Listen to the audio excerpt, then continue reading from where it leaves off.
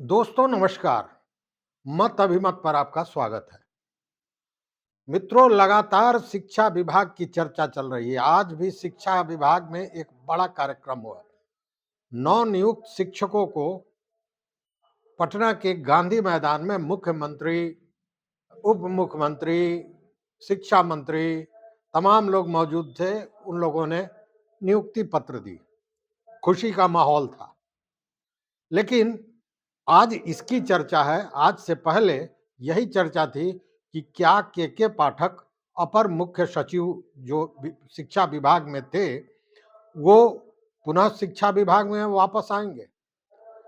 इसकी चर्चा लगातार चल रही थी। पहले छुट्टी का विवाद खड़ा हुआ, फिर पदभार जो उन्होंने छोड़ा, त्याग दिया, उस पर था, स्वतः त्यागा था उन्होंने। और इसको लेकर हुआ कि वो शिक्षा विभाग से हटा दिए गए। इसको लेकर हमने वीडियो बनाया था और मैंने बताया था कि नहीं, उन्होंने शिक्षा विभाग को नहीं छोड़ा है।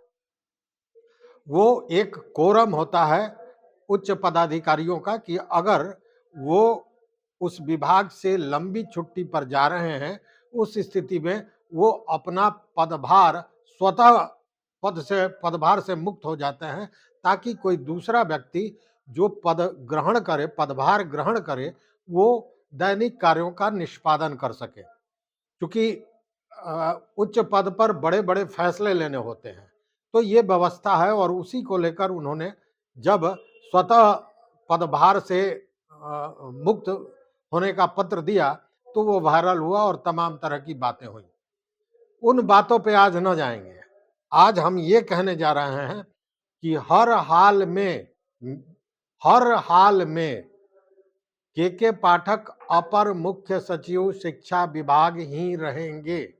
ये बता दिया है आज बिहार सरकार के एक बड़े मंत्री ने, मुख्यमंत्री के सबसे नजदीकी करीबी माने जाने वाले मंत्री ने, और उनका नाम है अशोक चौधरी।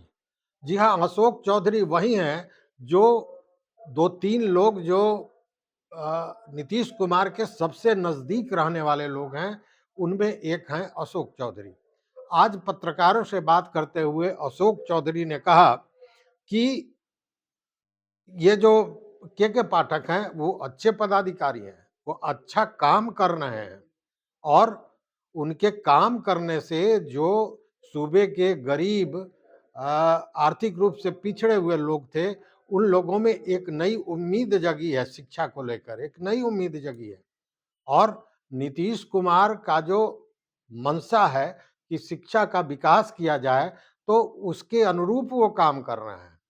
कहने का मतलब कि भले लाख उंगली उठा ली जाए के पाठक पर, लेकिन के पाठक बने रहेंगे। पहले ये आप वीडियो सुनिए, फिर और बातें करते हैं। नहीं, नाराज होते कोई उन्होंने उनका जो अर्न्ड लीव था, जो हर एक पदाधिकारी को एक अर्न्ड लीव सरकार के द्वारा मिलता है, तो उन्होंने अपने अर्न्ड लीव को यूटिलाइज किया। कोई पारिवारिक उनको कार्य होगा या कोई उनको इश्यूज होगा। बहुत से लोगों का बहुत व्यक्तिगत कार्य रहता है, छुट्टी लेके अपने कार्यों का निष्पादन करते हैं। के पाठक एक अच्छे पदाधिकारी हैं। के पाठक शिक्षा में अच्छा काम कर रहे हैं और के पाठक को दोबारा शिक्षा विभाग में आना चाहिए, जिससे कि जो गरीब तबके के जो लोग हैं, जो आर्थिक रूप से कमज़ोर लोग हैं, उनको एक पूरे प्रदेश में एक उम्मीद जगी है। नीतीश कुमार की जो मंशा है शिक्षा को सशक्त और मजबूत करने का, उसके प्रति वो समर्पित होकर के काम कर रहे हैं। इसलिए हम समझते हैं कि वापस वो जरूर आएंगे और फिर कार्य को ताकत देंगे। तो सुन लिया आपने, स्पष्ट कहा अशोक चौधरी ने कि के पाठक को शिक्षा विभाग आना चाहिए। तो इससे तो स्पष्ट होता है कि वो आएंगे। साथ में एक और बात उन्होंने कही कि वो नीतीश कुमार के मंशा के अनुरूप काम कर रहे हैं। मतलब वो जो काम कर रहे हैं उसमें कहीं ना कहीं नीतीश कुमार मुख्यमंत्री की हरी झंडी है, उसके आधार पर काम कर रहे हैं। ऐसा नहीं है कि जो दिमाग में लोगों को या चर्चा में होती थी कि मन मुताबिक काम कर रहे हैं, ऐसा नहीं है। चूंकि जितनी शिकायतें नीतीश कुमार तक पहुंची थी उनको लेकर, वैसे में उनको हटा दिया जाता, लेकिन ऐसा नहीं हुआ।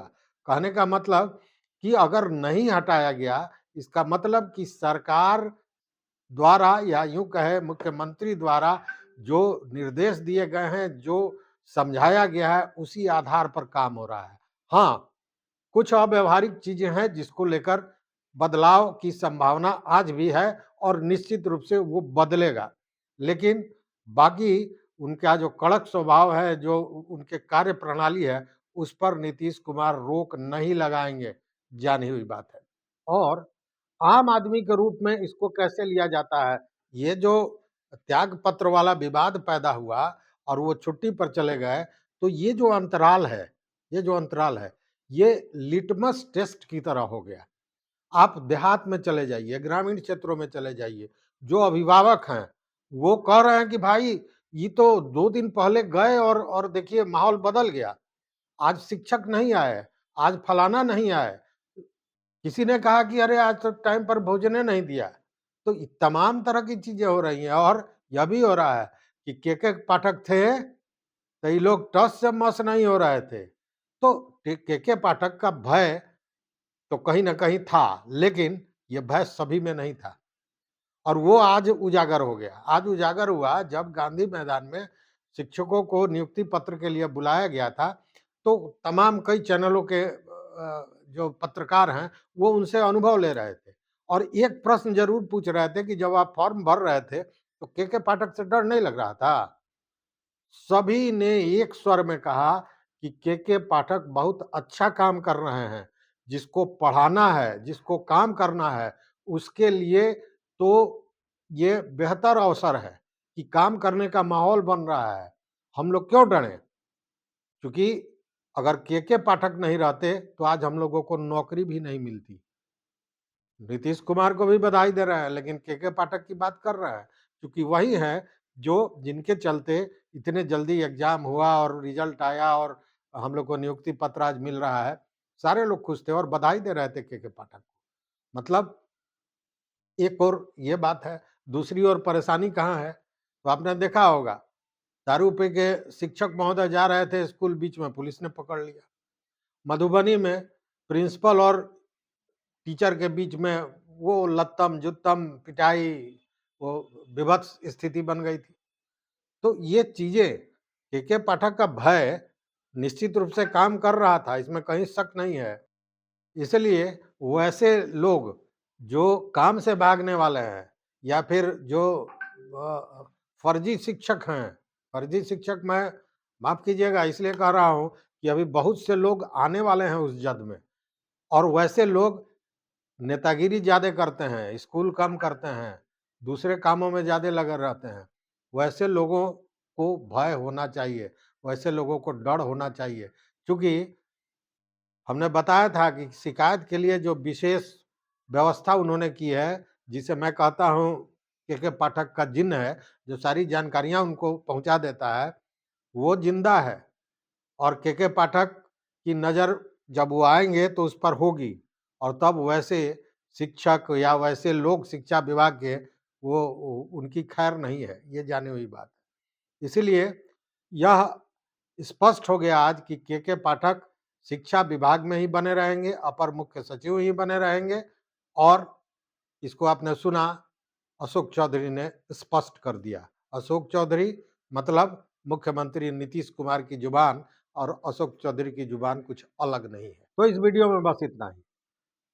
चैनल पर नए हो तो सब्सक्राइब कीजिए, लाइक कीजिए, दोस्तों के साथ शेयर कीजिए और देखते रहिए मत अभिमत। लेकिन इन सारे चीज़ों पर अपना विचार, अपना मत ज़रूर दीजिए कि क्या के पाठक को बृहत रूप में, व्यक्तिगत लाभ की बात मैं नहीं कर रहा हूँ, बृहत रूप में बिहार की शिक्षा व्यवस्था को दुरुस्त करने के लिए के पाठक की ज़रूरत है या नहीं? निश्चित रूप से बताइएगा, आपका वोट बड़ा महत्वपूर्ण होगा। देखते रहिए मत अभिमत। बहुत-बहुत धन्यवाद। कोटि शाह आभार।